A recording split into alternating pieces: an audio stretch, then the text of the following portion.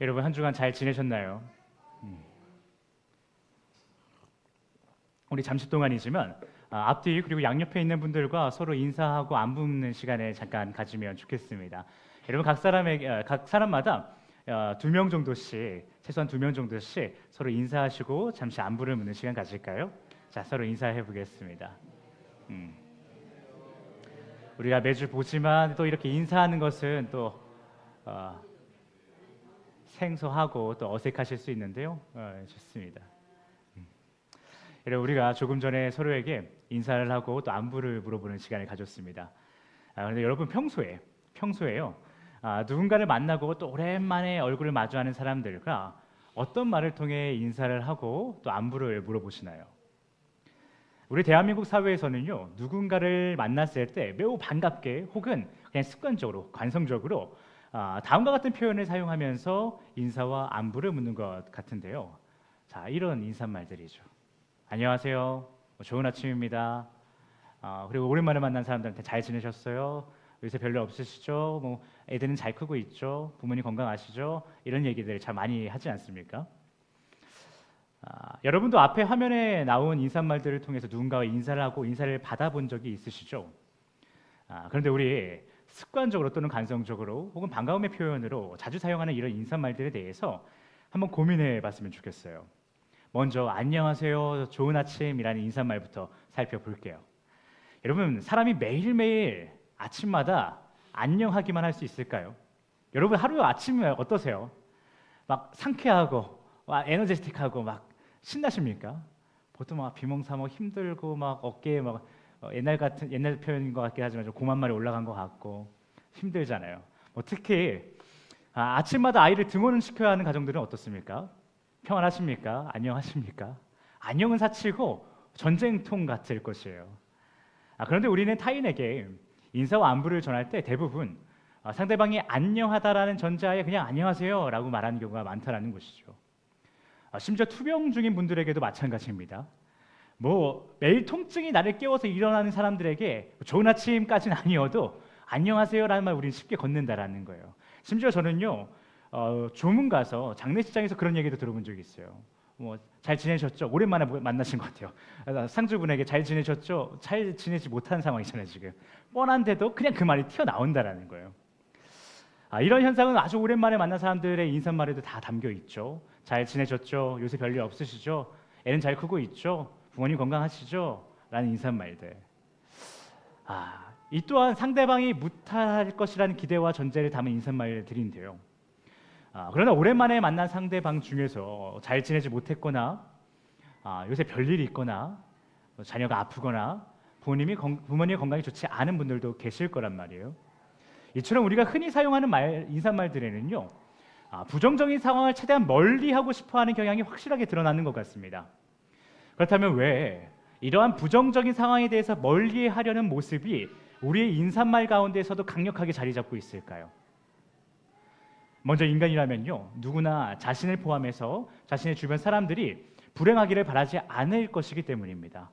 내가 주변 친구들, 정말 좀 원수 같은 사람이라면 그럴 수도 있겠지만 일반적으로 내 동료들, 내 반가운 사람들, 내 지인들이 불행하기를 바라는 사람은 없겠죠. 그러니 불행을 담은 인사말보다는 긍정을 전제한 인사말을 하고 싶을 것입니다. 또요, 아주 오래전부터 그리고 대한민국을 넘어 전 세계적으로요, 우리 인간이 살아가는 사회는 불행한 일, 불우한 일, 부정한 일들이 있다라는 것은 곧 그 일을 당하고 있는 사람이 그 일을 당할 만한 행동을 했다라고 생각하는 자업자득 인과응보의 개념이 무의식적으로 자리 잡고 있기 때문에 우리는 그런 부정적인 인사말을 하지 않고 가능하다면 긍정적인 인사말들을 사용하는 듯합니다. 물론 우리 기독교인들 안에서는요, 인과응보, 자업자득의 개념을 가지고 타인의 불행을 판단하는 분들은 많지 않으실 것이에요. 이런 식의 태도는 사랑을 상실한 자의 모습이고 좀 무례하다라고 생각될 수 있기 때문입니다. 그래서 이러한 문화가 우리 안에 무의식적으로 자리 잡아서 우리 인사말부터 부정적인 상황을 멀리하고 있다는 주장에 대해서 동의하지 못하실 수도 있을 것이에요. 그런데 과연 그럴까요? 우리 기독교인이라고 좀 뭐다 다를까요? 먼저 우리 기독교인들 사이에서도요, 이런 일들이 있죠. 누군가 좋지 못한 일을 당하거나 문제가 생겼을 때요, 좀 거리가 있는 사이라면 그렇진 않을 거예요. 근데 가까운 사이면 가까운 사이일수록, 특히 가족일수록 이런 말을 할 때가 있어요. 걔 그럴 줄 알았어. 너 그럴 줄 알았다. 내가 그렇게 하지 말라 그랬지. 내가 안 된다고 그랬지. 이런 일을 타인의 불행에 있어서 쉽게 하는 모습들을 우리는 너무나 자주 본다라는 거예요. 이 또한 자업자득과 인과응보의 개념이 우리 삶 가운데 자리 잡고 있다는 것의 증거죠. 또 우리는 고난 가운데 있는 성도를 봤을 때요, 흔히 우리가 뭐라고 얘기하던가요? 뭐를 안 해서 너가 지금 이런 상황에 처해졌다라고 얘기하던가요? 너 말씀 안 읽어서 그래. 기도 안 해서 그래. 이런 얘기도 또 합니다. 너 그 11조 안 해서 그래. 그러니까 너의 지금 물질의 복을 하나님이 끊으신 거야. 이런 얘기를 많이 합니다. 여러분도 이런 말을 해보신 적이 있으실 수도 있고 또 들어본 적이 있으실 텐데요. 이처럼 우리 기독교인의 문화 가운데에서도요, 인과응보, 자업자득의 이 개념은요, 사실상 깊게 자리하고 있습니다. 또 한편으로는 잠언과 같은 지혜서를 보더라도요, 이런 인과응보, 자업자득의 이 지혜라는 이 개념이 무조건 비성경적이라고 할 수도 없을 것이에요. 그렇기 때문에 우리 인간 사회는요, 아침마다 만난 사람들에게, 그리고 오랜만에 만나는 이들에게 불행한 일이 없느냐라고 묻는 것은 어쩌면 너가 그럴 만한 일에 당할 만한 사람이다라고 얘기하는 것과 다를 바가 없기 때문에, 그 저변에 그런 문화, 그런 개념이 깔려 있기 때문에 이런 인사말들이 굉장히 신뢰가 되는 것이어서 우리 대부분 긍정을 담은 인사말들을 하고 있는 것이죠. 따라서 우리의 인사말에는 대부분 긍정적인 상황을 소망하며 근황을 물어보는 경우가 많다라는 것입니다.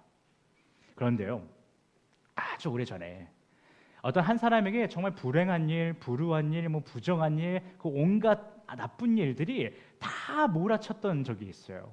그래서 주변 사람들로 하여금 그 사람에게 안녕하세요, 잘 지내시나요? 별일 없으세요? 라고 하는 이 무의식의 영역의 말조차도 감히 건네지 못하는 상황이 있었다라는 거예요. 그리고 그런 엄청난 일을, 그런 엄청나게 어려운 고단한 일들을 당한 사람이 누구인가 하면 여러분 이미 알고 계실 텐데요. 네, 그 사람은 바로 지난 욥기 시리즈 1주차에서 다룬 지혜로운 사람, 하나님 마음에 합한 자, 바로 욥입니다. 욥에게 그런 일이 있었다라는 거예요. 우리가 웬만한 부정적이고 어려운 상황이 그에게 있는 것을 알면서도 습관적으로 안녕하세요, 잘 지내셨죠, 이런 말이 나오는 게 인간들의 사회인데, 어느 누구 하나 그런 무의식의 습관적, 관성적으로나마 이 욥에게 잘 지내지, 안녕하니 이라는 말을 할 수도 없는 상황이 욥에게 있었다라는 거예요. 그만큼 처절한 상황이 욥에게 있었습니다. 오늘 우리는 사람들의 무의식적인 반응마저도 멈춰버리게 할 만큼 극심한 고통 속에 던져진 그 욥의 고난과 그 고난 가운데에서 욥의 고난을 살펴보려고 합니다. 그리고 이를 통해 우리는 단순히 욥이라는 사람이 어떤 사람이지라고 하는 그 욥에 대한 이해도를 높이는 것으로 끝나는 것이 아니라 욥이라는 인물의 이야기를 통해서 우리의 삶에 주어진 고난을 조금이나마 이해하고 그 이해 가운데서 주님이 주시는 자유를 깨닫기를 예수 그리스도의 이름으로 축복합니다. 여러분, 지난 욥기 시리즈 1주차 때 욥이라는 인물이 왜 고난을 당하는지 그 이유에 대해서 이야기한 적이 있는데요. 여러분 기억나시나요? 욥이 고난을 당했던 이유가 무엇이죠? 욥이 고난을 당한 이유, 그것은 바로 이것입니다. 알 수 없어요. 이유가 없습니다. 그것을 우리는 지난 1주차 때 이야기했어요. 이것이 정말 욥기서가 얘기하는 욥이 고난을 당한 이유인 것입니다. 그리고 그러한 이유를 통해서 욥기는요, 무엇을 얘기하고 있냐면, 인간에게 주어진 고난은 분명 그 사람이 하나님 앞에 잘못했기 때문이야. 만약에 그리고 어떤 사람에게 좋은 일이 생겼다라면 그 또한 그 사람이 하나님 앞에 합당한 일을 했기 때문에 받은 복이야 라고 말하는 그 잠언의 지혜를 정면으로 충돌해버렸죠. 다시 말해서 욥기에서 욥이라는 인물은요, 정말 하나님이 보시기에 흠이 없고, 이러한 사실은 당시 지역 사람들, 그 주변 사람들 누구나 인정하는 바였다는 것입니다. 그러나 그런 욥에게도 고난이 주어질 수도 있다라는 그런 메시지가 바로 지난주 욥기 시리즈 1주차에 나왔던 이야기죠. 그리고 그렇게 이유 없이 그저 하나님의 나라에서 펼쳐진 사탄과 하나님의 대화로 촉발된 욥의 고난은요, 욥기 1장 13절에 하루는 이라는 말로 그 모습을 서서히 드러내기 시작합니다. 먼저 욥은요, 이런 고난을 당합니다. 스밧 사람이 갑자기 와가지고 그의 소와 나귀를 다 뺏어갑니다. 그리고 그 소와 나귀를 관리하고 있던 돌보던 그 하인들을 다 쳐 죽입니다. 그래서 그 중에 한 사람이 남아가지고 헐레벌떡 뛰어와서 주인님 이런 일이 있습니다 라고 얘기했다라는 거 아니겠어요? 그런데 거기서 그치지 않아요. 이번엔 커다란 불이 떨어집니다. 그래서 욥의 양과 염소가 다 불에 타 죽고요. 그것을 관리하던 하인들도 다 불살라서 사라지게 됩니다. 그리고 또 한 종이 남아서 헐레버덕 뛰어와 욥에게 이 사실을 보고합니다. 여기서 또 그치지 않아요. 이번엔 갈대아 사람, 세무리의 갈대아 사람들이 들이닥치더니 낙타를 강탈해 갑니다. 그리고 또한 낙타를 관리하던 하인들 다 쳐 죽입니다. 마지막으로 광야에서 바람이 불어오는데요. 이 바람이 어찌나 센지 욥의 자녀들이 모여서 식사하고 있던 욥의 맏아들의 집이 무너져 내립니다. 그래서 그 안에 있던 대부분의 사람들마다 학자들마다 좀 차이는 있지만 심지어 그의 자녀들까지 다 죽게 되는 일이 욥에게 벌어집니다. 실제로 욥기 1장 후반부에 서술되어 있듯이 소와 나귀를 돌보던 종이 주인이 큰일 났습니다, 큰일이 벌어졌습니다라고 보고하던 중에 양과 염소를 다 관리하던 하인이 또 와서 여기도 큰일이 났습니다. 또 낙타를 관리하던 종이 여기도 큰일 났습니다. 여기도 큰일 났습니다. 막 이렇게 모든 일들이 겹쳐서 벌어졌는지는 모르겠으나 최소한 이렇게 안 좋은 일들이 욥에게 계속해서 이어져서 벌어졌다라는 것이 바로 욥기서의 증언입니다. 여러분, 이는 정말 절망하지 않으면 이상한 상황 아니겠습니까? 우리가 나의 가족 한 명이 아프기만 해도 절망스럽고요. 나의 소유 하나가, 소중한 소유가 반토막이 나도 굉장히 속상한데, 나의 소유가 다 사라졌고요, 나의 종들이 다 사라졌고요, 나의 자녀들이 사라집니다. 한순간에요. 여러분, 절망하지 않으면 이상한 것이죠. 이런 상황에 웃고 다니고 의연하게 걸어다니는 사람이 있다면 그 사람은 용의자 혹은 정신병자로 사람들이 의심받을 것입니다. 나를 지켜주시는 선하신 하나님이 있다라면 절대 있으면 안 될 것만 같은 그런 일들이 욥에게 몰아친 것이에요. 그런데 여러분, 무슨 한 사람에게 이렇게 나쁜 일들이 막 몰아칩니까? 말도 안 돼요 라고 여겨질 만한 이 욥의 상황이요, 앞으로 있을 상황에 비하면 별거 아닌 것 같아요. 더 놀라운 일이 욥기 1장 20절부터 21절에 나옵니다. 우리 함께 욥기 1장 20절부터 21절 말씀을 읽어보겠습니다. 자, 함께 읽겠습니다. 시작.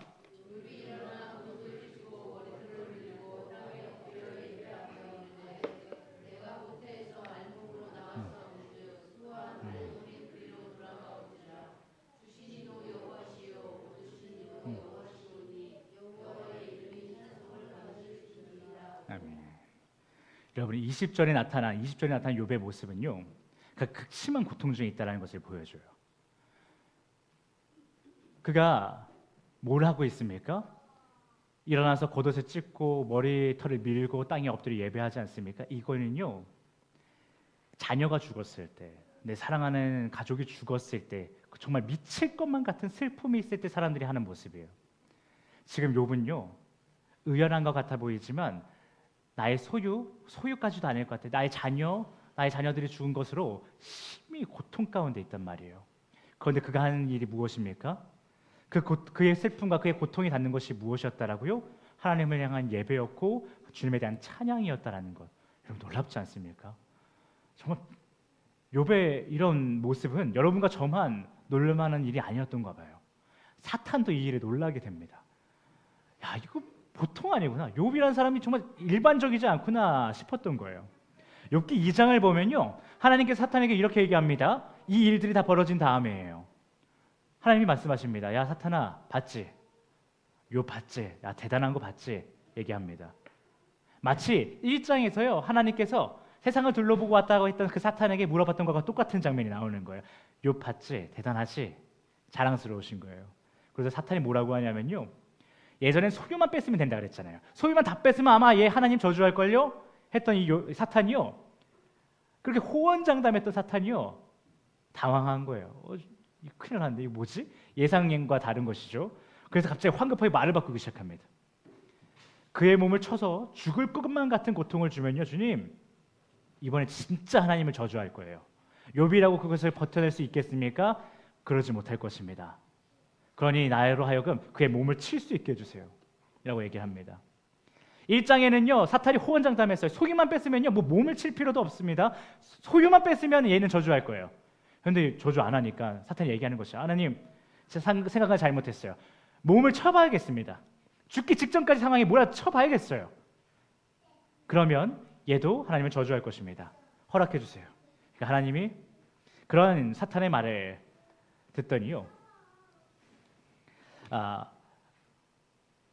이렇게 말씀하세요. 그래, 어디 한번 해봐.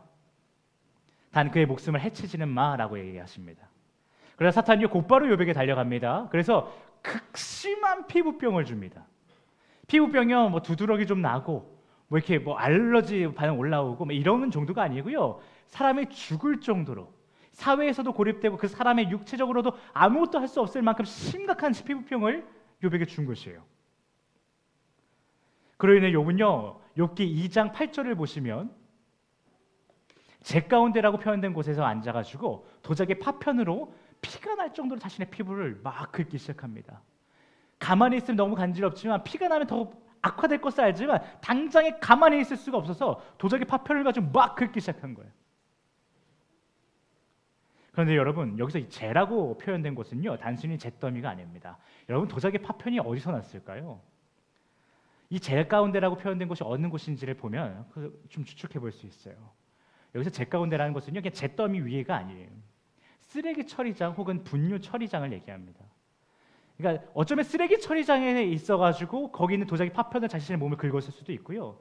그것이 아니라 분뇨 처리장에서 그 냄새나는 곳에서, 역한 곳에서 있으면서 그냥 어떻게 하다 찾다가 구석에 있는 도자기 파편을 가지고 나의 피부를 긁었을지도 모르겠어요. 어찌 됐든 간에 지금 이 욥이라는 사람이요, 이런 상황에 놓였다라는 거예요. 이전에 가장 많은 것을 소유한 사람이었어요. 누구나 존경하고 부러워할 만한 사람이었어요. 사회에서 가장 존경받고 훌륭한 사람이라고 칭호를 받던 명예로운 사람이 바로 욥이었습니다. 그래서 이 사람이요, 한번 훈계를 하면요, 욥이라는 사람이 훈계를 하면요, 웬만한 사람들이 정신 차리고 다 말을 들었다라는 거예요. 그 정도로 이 사람의 말에 권위가 있고 이 사람의 삶이 윤택했습니다. 그런데요, 자신의 소유와 사람들을 다 잃어버린 슬픔이 욥에게 들이닥친 거예요. 그러면서 사회적으로, 거기서 멈추지 않고 사회적으로 하나님께 버림받은 자, 지혜롭지 못한 자라는 인식이 그에게 주어지기 시작해요. 그래서 가장 좋은 자리에 있다가 지금 쓰레기장 혹은 분뇨를 처리하는 곳에 앉아가지고 피를 흘리는 매우 부정한 자가 되어버린 것이 바로 욥의 처지인 것입니다. 그저 그의 명예, 그의 지위가 다 그대로 유지되면서 피부병 정도만 있었던 것이 아니고요, 피부병이 있고 나의 자녀, 나의 소유가 다 사라졌음에 사람들이 뭐라고 인식했냐면요, 저 하나님에게서 저 사람이 떠났구나, 하나님의 마음에 합하지 못하기 시작했구나, 그래서 저런 재난이, 고난이 저에게 들이닥쳤구나, 그래서 저 죽을 피부병에 걸렸구나. 그러니까 사람들이 부정한 사람이라 그래서 성벽 바깥으로 몰아내서 쓰레기 처리장, 분뇨 처리장에 갖다 쳐박았다라는 거예요. 지금 욥의 처지가 그렇게 땅이 떨어져 버린 것이에요.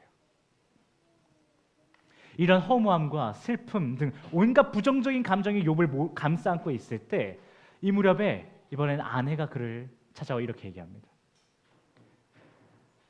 왜 그렇게 사니? 차라리 하나님의 욕을 하고 떠나버려. 다른 신을 믿으면 되잖아. 왜 하나님에게 매달리고 있으면서 좋은 것 하나도 못 보면서 이러고 사는 거야? 라고 욥의 아내가 얘기를 해요. 이 말을 통해서 욥은요, 하나님을 사랑하는 것을 제1의 일로 여기면서 가장 중요한 일로 여기며 자신의 삶에 아주 근간으로 여겼던 욥의 삶을요, 그냥 보잘것없다라는 취급을 해버렸다라는 거예요. 여러분, 사람이요, 아주 힘든 일이 있을 때 그나마 가족에게 의지해서 그 힘든 일을 이겨내지 않습니까? 가족이 위로를 받지 않으세요? 그런데 이 욥이요, 가장 힘들 때 사랑하는 아내가 와서 이렇게 얘기했다는 거예요.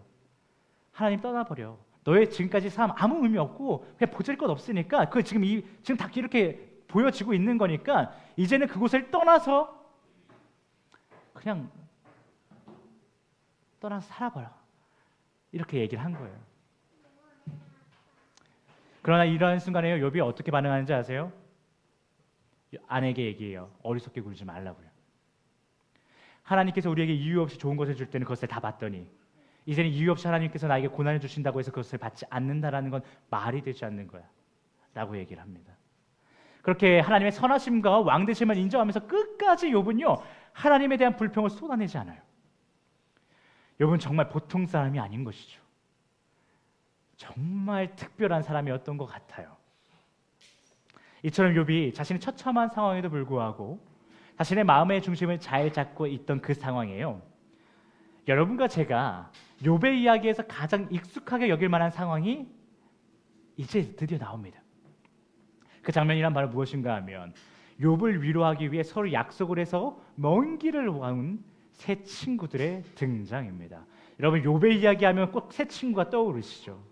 엘리바스를 필두로 시작해서 그 세 친구들, 그 논쟁들, 그것을 기억하시죠. 간혹 세 친구, 욥과 그 세 친구가요 논쟁을 벌였다라고 해서 좀 첨예한 논쟁을 벌이지 않습니까? 야, 그런 거 같은데 넌 어떻게 생각해? 뭐 이게 아니고요. 야, 너 지금 이런 거야? 무슨 소리야? 하면서 막 논쟁하지 않아요?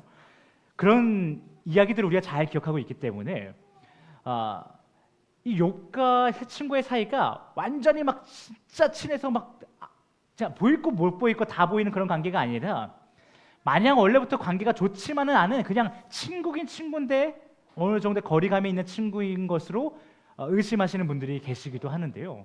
사실 그렇지 않습니다. 여러분, 욥기 2장 11절부터 13절을 보시면요. 그들은 원래 자신들이 알던 욥의 모습이라고는 하나도 찾아볼 수 없을 만큼 망가져버린 내 친구를 바라보면서요. 마치 욥이 자신의 자녀들과 하인들과 그리고 모든 소유가 사라졌을 때 보였던 반응, 그 반응과 매우 흡사한 모습을 보입니다. 말씀 지금 보이시죠? 욥을 위문하고 위로하려고 서로가 약속하고 오더니 너희들을 멀리 봤는데 욥이 쟤 욥 맞아? 아니야. 야, 저렇게 말도 안 돼. 야, 아무리 제가 고난 속에 있었다고 해도 망했다고 해도 저런 모습은 아닐 거야 했는데 가니까 맞는 거예요.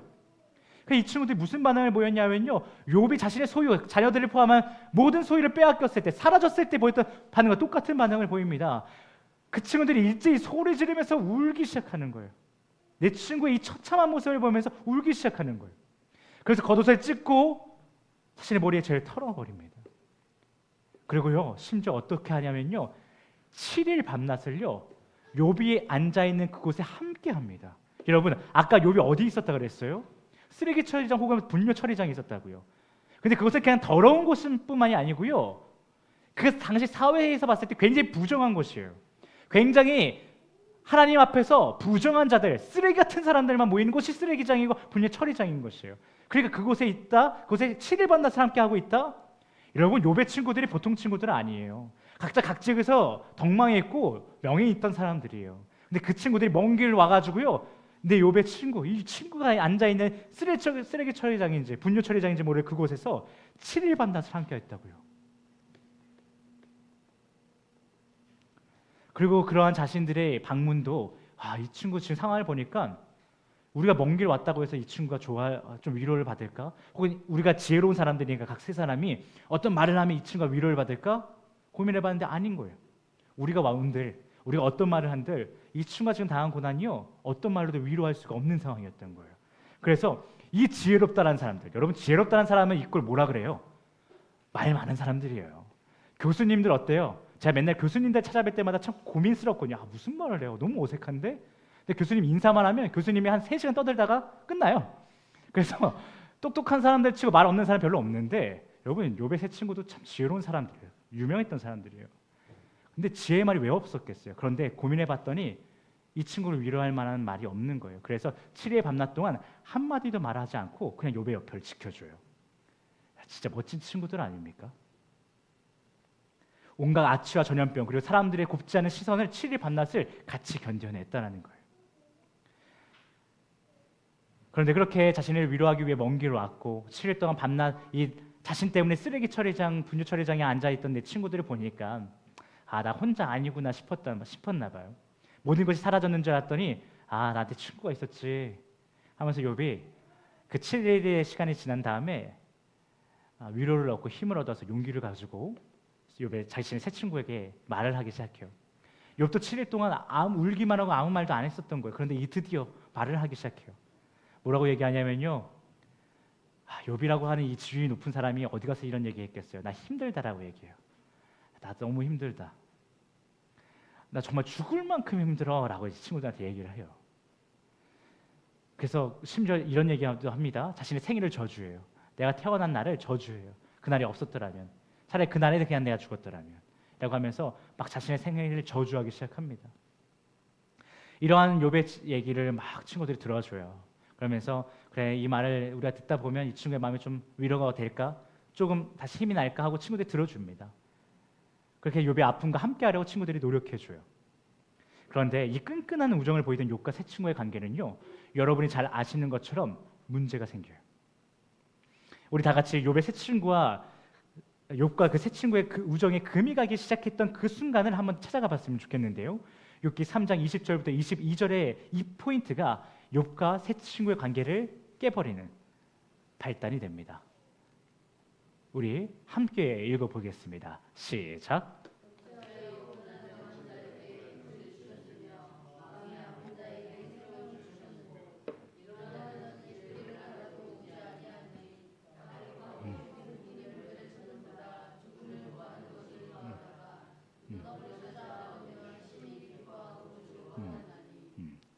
여러분, 욥이요, 하나님께서 고난당하는 자에게 빛을 주셨다라고 말하죠.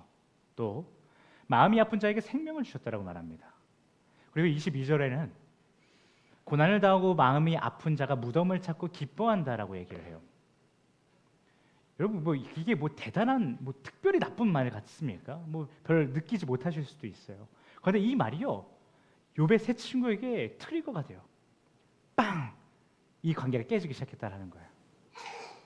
그래서 욥기 4장 2절을 보면요, 욥을 그렇게 아끼던 새 친구 중에 대장격의 엘리바스거든요.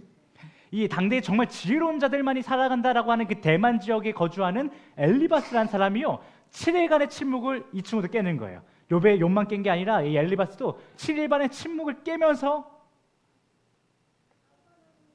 욥을 향해서 이렇게 얘기해요. 내가 이런 말을 하면 자네가 속상할 수도 있겠지만 자네가 조금 전에 했던 그 말을 듣고 침묵할 수 있는 사람은 아무도 없을 거야. 그래서 내가 좀 말을 해야겠어, 친구야, 하면서 얘기를 하기 시작해요. 굉장히 격조 있고 지혜롭고 좀 조심조심하면서 욥에게 얘기를 꺼낸 것이죠. 그리고 그 지혜롭다고 하는 이 엘리바스가요, 욥에게 참다 못해 했던 말의 요지는 다음과 같습니다. 빛과 생명과 기쁨이라는 것을 하나님과 친밀한 빛과 생명과 기쁨이라는 것은 하나님과 친밀한 가운데 있는 자들에게, 그 지혜로운 자들에게 주어지는 축복인데 어찌 그 빛과 생명과 기쁨을 하나님을 떠나 이에 대한 벌로서 고난을 당하고 현재 마음을 아파하고 있는 자들에게도 있다라고 말하고 있는가, 이 친구야? 말이 되는가? 라고 얘기했다라는 거예요.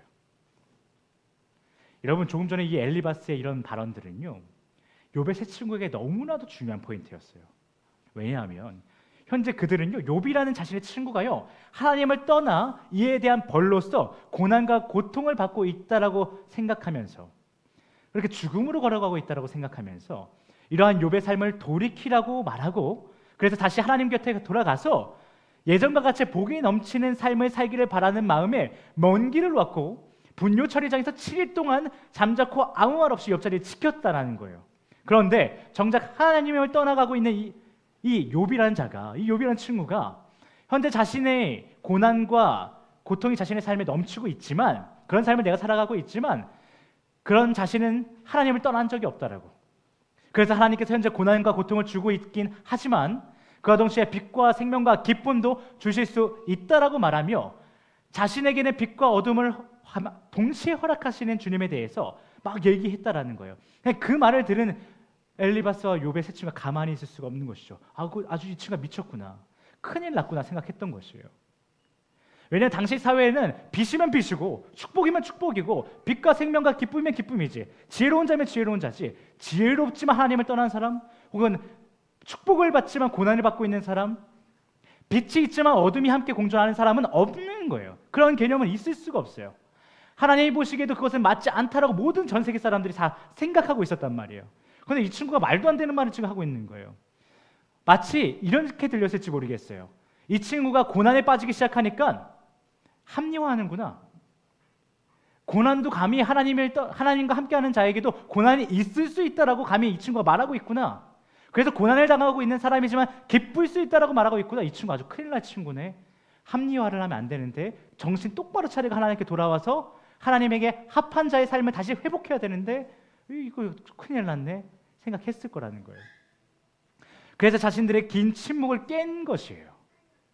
그러면서 욥기 4장 7절을 보면요, 이렇게 얘기해요. 야, 이 친구야, 말도 안 돼. 그것은 공존할 수 없어. 아무 죄 없는 자가 멸망할 수 있는가? 하나님과 함께하여 올바르게 살아가는 자가 망할 수 있는가?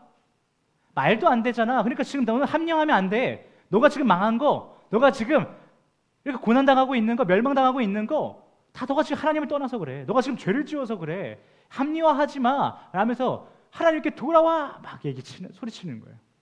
제발 정신 차리고 하나님께 돌아와. 안 그러면 너 죽어. 라고 엘리바스가 막 얘기하고 뒤에 있는 친구들이 맞아. 역시 엘리바스 맞는 말 안 해. 내가 저 말을 하고 싶었어. 막 그러면서 다 끄덕끄덕거리고 있는 거예요. 그런데 이런 엘리바스의 말과 그 뒤에 엘리바스 말에 긍정을 하면서 끄덕거리고 있는 이 두 친구의 모습은요, 욥을 더욱 절망 가운데 빠지게 만듭니다. 죽을 듯 힘든 상황에서 자신의 옆을 7일 동안 지켜준 친구들.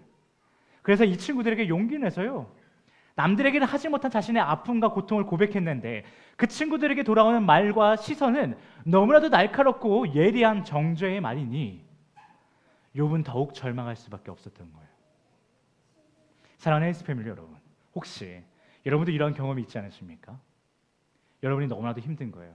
그래서 아프고 너무 지쳐 있는데 이 아픔과 이 힘듦을 자칫 잘못 나누면 우리 교회 사람들에게 민폐가 될까 봐, 혹은 나를 좀 안 좋게 볼까 봐 말 못하고 있었는데, 그래도 이 사람들이라면, 우리 이 세론들이라면, 이 친구라면 좀 괜찮으려나? 하고 조심스럽게 얘기를 꺼낸 거예요. 사실 나 요즘 이렇게 힘들다. 나 이게 좀 어려워. 지쳤어. 라고 말했는데 그 친구에게 돌아오는 것은 한겨울보다 더 차가운 시선과 거부와 정죄라는 그 경험. 여러분도 그런 경험 혹시 해보신 적 있으세요? 이런 것이죠. 뭐 네 인생만 힘드냐? 왜 즐거운 분위기를 깨는 거야? 지금 세븐이 즐거웠잖아. 왜 갑자기 분위기 다운되게 이런 얘기하는 거야? 혹은 야, 뭐 우리가 언제 봤다고 이렇게 너무 깊은 얘기를 하는데 갑자기 나한테? 야, 이건 좀 부담스러워. 라는 식의 반응들. 혹은 그건 네가 잘못한 거잖아. 너 그거 뭐 너무 자기 연민에 빠져 있어. 너 그러면 안 돼. 너 그 하나님과 친밀하지 않아서 그래. 너 주 며칠 말씀 있니? 뭐 이런 얘기 시작하는 거죠. 이런 경험 여러분도 있으시죠? 직간접적으로나마 있으실 거예요. 여러분, 이는 마치요, 벼랑 끝에 서서 떨어질랑 말랑 하는 사람이요, 믿을 만한 한 사람에게 손을 뻗어서 나 좀 살려줘 했는데 갑자기 그 손을 뻗음을 받은 친구가요, 그냥 내 아들을 발로 빵 차버려서 낭떠러지를 떨어뜨리는 듯한 뭔가 굉장한 박탈감과 상실감이 드는 상황일 것이에요. 이런 박탈감과 상실감으로 거의 불안, 우울, 공황 상태에 빠졌어도 이상할 것이 없는 이 욥은요, 엘리바스에게 다음과 같은 말을 합니다. 욥도 좀 달아올랐어요. 보통이 아닙니다. 이제 싸움이 시작돼요. 싸움 구경이 제일 재밌다고 하는데 한번 보시죠. 이렇게 얘기합니다. 나는 거룩하신 이의 말씀을 저버린 적이 없어. 내가 뭘 잘못했는지 한번 얘기해봐. 내가 뭘 잘못했는지 네가 알고 있다면, 그래서 말한다면 내가 입 다물고 있을게. 야, 올바른 말이 사람의 마음을 얼마나 후벼 파는지 너 아니? 너희가 대체 뭐라고 나한테 훈계해? 라는 말을 합니다. 이거 제가 만들어낸 말이 아니고요, 욥기 6장 10절과 24부터 25절에 있는 말씀이에요. 이렇게 막 욥이 몰아칩니다. 욥도 이제 화가 나는 거예요. 안 그래도 참고 있었는데. 이처럼 소위 사이다 발언을 통해 욥은요, 난 하나님 떠난 적 없어 라고 얘기하는 것이죠.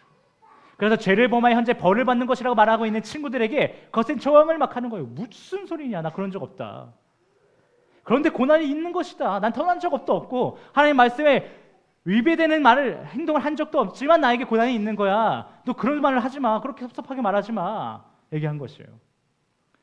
그러나 여러분, 사람이요, 이런 말이 있죠. 자신이 살아온 문화의 한계를 벗어날 수 없다. 우리 종교개혁이 있지 않았습니까? 종교개혁이 있음에도 불구하고 이전 카톨릭의 문화가 잘못됐다 해서 종교개혁을 했는데 종교개혁자들도 여전히 카톨릭의 안 좋은 문화가 지금 보니까 있었더라라고 많이 얘기하면서 많은 그 계몽의 시대와 개혁의 시대에 있어서 후대가 보면 그 사람들 개혁한 거 맞고 계몽한 거 맞는데 그래도 여전히 그 옛날 시대 문화에 사로잡힌 모습이 있긴 하네, 이런 거 다 있지 않습니까? 욥도 이러한 말에서 자유롭지 못한 것 같아요. 이게 무슨 말이냐면요, 욥은 엘리바스의 문제 제기에도 불구하고 무슨 소리야, 나는 하나님 떠난 적 없어, 난 하나님이 싫어하시는 일을 한 적이 없어 라고 말했지만 그럼에도 불구하고 주변에서 계속 문제를 제기하는 거예요. 야, 그럼 너 왜 고난 당하는데? 말이 안 되잖아. 막 얘기하는 거야. 너 잘 생각해봐. 너 까먹은 거야 지금. 너 그 정도로 죄가 죄라고 인지하지 못할 정도가 돼버린 거야. 막 얘기하니까, 코덱스에 얘기하니까 무슨 일이 벌어지냐 하면 욥이 이제 헷갈리기 시작하는 거예요. 왜냐하면 욥도요, 인과응보와 자업자득이라는 개념에 아주 철저했던 사람이거든요. 그래서 많은 사람들에게 훈계를 하고 그들의 잘못 때문에 돌이켜봤던 사람이거든요. 그래서 이런 문화가 있던 사람이니까, 또 많은 친구들이 그렇게 얘기하니까 이제 헷갈려요. 내가 죄를 그럼 졌나 진짜? 아닌데 막 헷갈리는 거예요. 그래서 불편함을 느끼기 시작합니다. 그래서 욥은 하나님에게 금일 본문에 있는 고백을 올려드린 것이에요. 여러분, 욥기가요, 표현들이 굉장히 복잡하고 어려운 표현들이 정말 많습니다. 그리고 이게 하나님 앞에 너무 불경스러운 표현 같으면 그 표현을 아예 다른 표현처럼 바꿔버리는 경우들도 있어요. 그래서 제가 조금 각색을 해봤는데요. 우리는 우리의 본문 7장 본문이 속해져 있는 7장 12절부터 19절 그리고 21절까지 이 말씀을 다시 한번 우리가 한번 화면에 보이는 대로 읽어보겠습니다. 시작.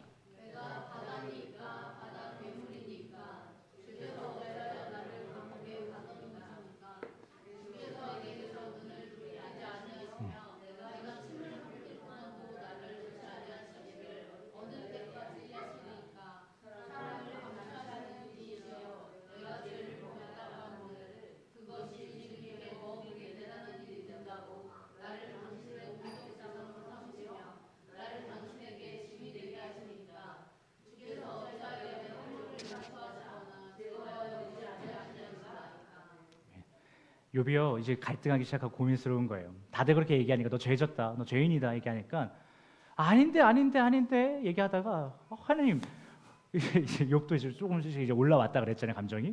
얘기하는 것이죠. 하나님, 내가 죄를 졌는지 안 졌는지 모르겠지만 졌다고 해봅시다. 근데 이 나라는 이 보잘것없는 이 한 명이 인간이 죄를 지은 게 하나님한테 뭐 그렇게 대단한 일이에요? 하나님에게 뭐 그렇게 큰 영향을 줄 수 있다고 나한테 이렇게 힘들게 합니까? 이 얘기하는 거예요. 욥이 이제 이쯤 되니까 헷갈리기 시작했다라는 거예요. 나 욥 죄 안 졌는데, 하나님 안 떠났는데, 떠났나? 하나님 혹시라도 내가 떠났다고 한들 왜 이렇게까지 날 힘들게 하세요? 얘기하는 거예요. 사랑하는 헬스 패밀리 여러분, 오늘 우리가 살펴본 욥기 1장 후반부터 7장 속의 욥은요, 죽음이 코앞에 다가온 듯한 고통 가운데 처해졌습니다.